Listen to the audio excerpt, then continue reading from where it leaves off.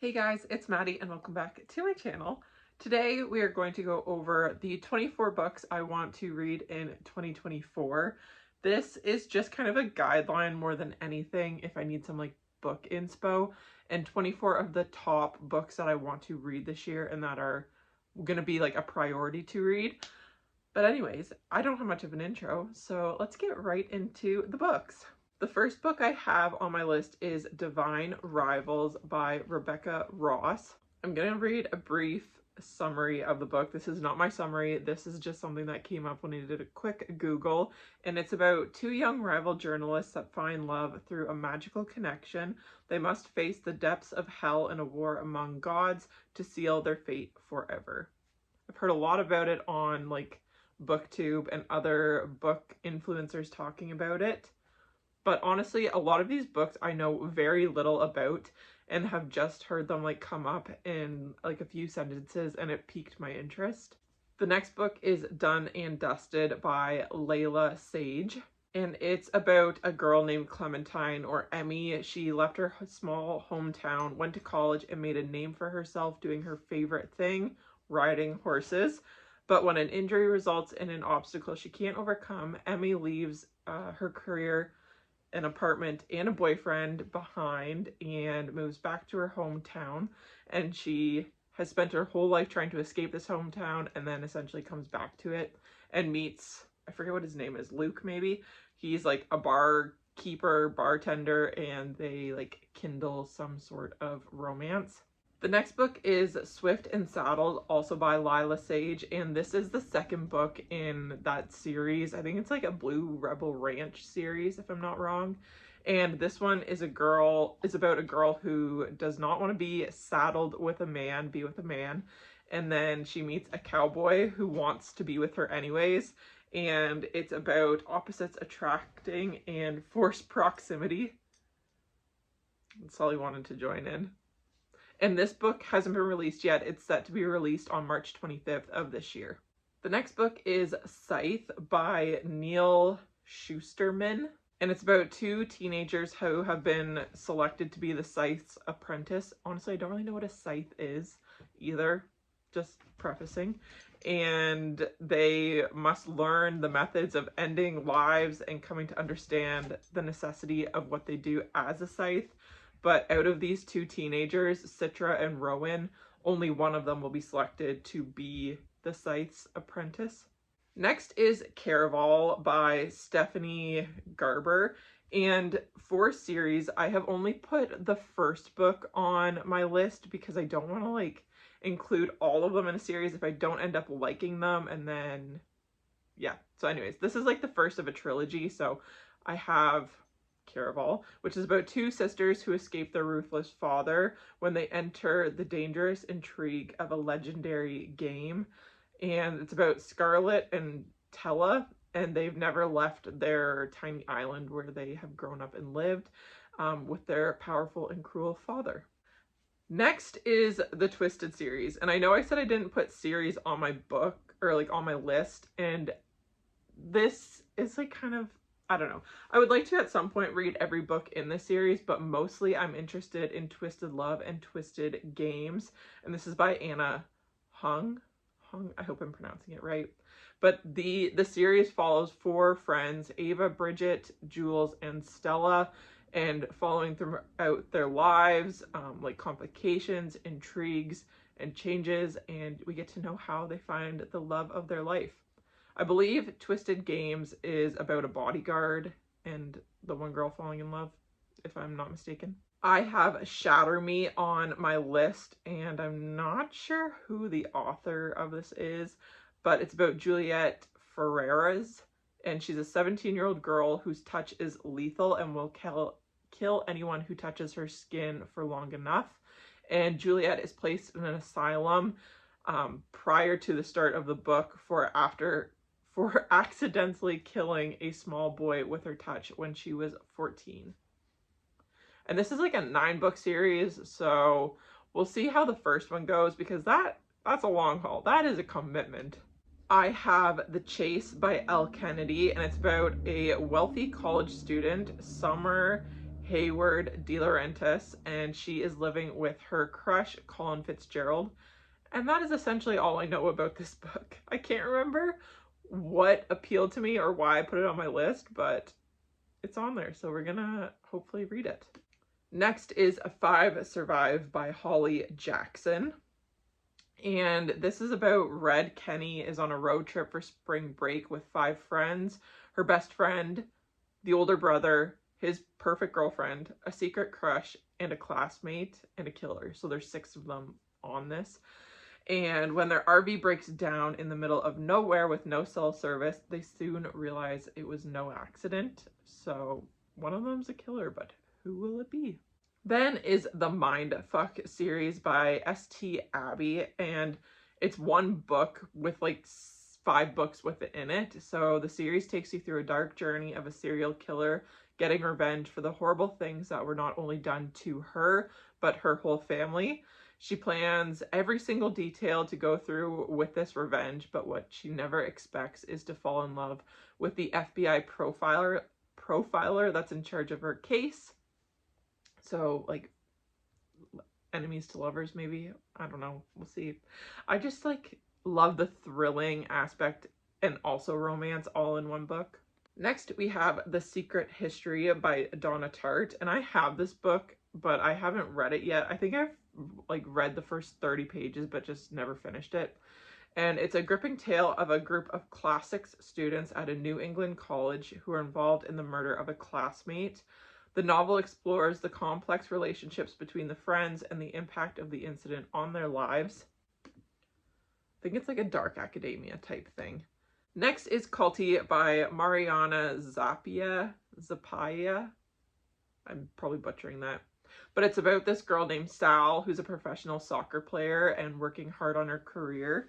And the season that this book takes place, her team is going to have the retired soccer star Reiner Culty as the assistant coach, and Sal had a crush on him growing up and like idolized him, but he ultimately broke her brother's leg, so that kind of put a damper on things. Next is The Cruel Prince, and this is also another trilogy, but I will be starting with the first book, obviously. And it follows Jude, a human girl living among fairies, and she wants to fit in, but her stubbornness and determination causes her to stand out among the royal families, and she aspires to become a knight. I've heard this has a little bit of romance in it, but it's mostly about like the politics of this world. And then on my list, I have Ninth House by Lee Bardugo. And I think this is a duology between, I think it's supposed to be a trilogy or going to be a trilogy, but Ninth House is the first book, and then Hellbent, and then the third book has yet to be released. This book follows a girl named Galaxy, aka Alex, who possesses a unique ability to see ghosts. Filled with elements of magic, mystery, and intrigue, the book explores the themes of power, privilege, and the price of seeking knowledge. One of my most anticipated reads of this year is Butcher and Blackbird by Brynn Weaver, and this follows 2 serial killers who make it their mission to only kill other serial killers, and they make a competition of it, I guess, and it's a dual POV, so it follows both the male lead and the female. Moving on, we have Magnolia Parks, and this is another series. I think there's like quite a few books, like 3 or 4 books in the series, but it follows the main female character, Magnolia Parks, and her lover, BJ Ballantyne, and they are meant to be, and everyone knows it, but she dates other people to keep him at bay, and he sleeps with other girls to get back at her for it. But at the end of every sad endeavor to get over one another, it's still the other that they come back to. So I think it's like a back and forth, like you keep rooting for them to get together, but they just soul crushing. My next book on my list is The Ballad of Songbirds and Snakes, which is like the prequel to the Hunger Games series, which I have right there. And I want to read this mostly just to like round it out and to pay tribute to my younger self. But it follows 18-year-old Cornelius Snow, who later becomes President Snow of Pan Am. And he is like assigned to be the mentor of Lucy Gray from District 12. And it's just I don't know. I really don't know what this book is about. I haven't even watched the trailer for the movie, so I can't go into much detail, but I just would really like to read this. I think it would be satisfying. And then we have a book by Taylor Jenkins Reid, and that is Carrie Soto is Back. And Carrie Soto is like this superstar tennis player, and she is like deemed to be the best of the best, but then her title is like being came for by a young and up and coming tennis player, and she like comes back from retirement to try to keep hold of her title and of her record.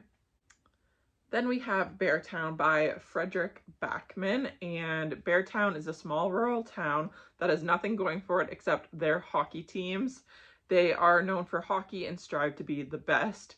The fate of their town's economy rests on winning the final game to bring in a hockey school to revitalize the dying city. So I think it's like a pretty like heartfelt, rooting for the underdog type of story. And then we have To Kill a Kingdom by Alexandra Christo. And this is an action-packed YA debut that pits a deadly siren princess and a siren-hunting human prince against each other as they fight to protect their kingdoms. Princess Lyra is a siren royalty and the most lethal of them all. With the hearts of 17 princes in her collection, she is revered across the sea. So maybe haters to lovers, enemies to lovers, not sure. Next we have All of Us Villains, and this is a duet between Amanda Foody and Christine Lynn Herman.